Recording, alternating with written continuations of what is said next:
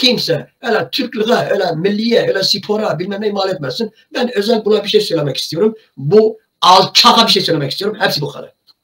Başta da bunun ailesinden, anasından, babasından, sülalesinden, iyi dostlardan, onlara da söylüyorum, sizlere de sözüm yok. Siz değerli insanlarsınız. Sadece benim söyleyeceğim, sadece bu alçak anlamadır. Ki samimi söylüyorum, alçağın alçağıdır bu. Bunun kadar şerefsiz, bunun kadar hasiyetsiz, bunun kadar namussuz bir adam yok.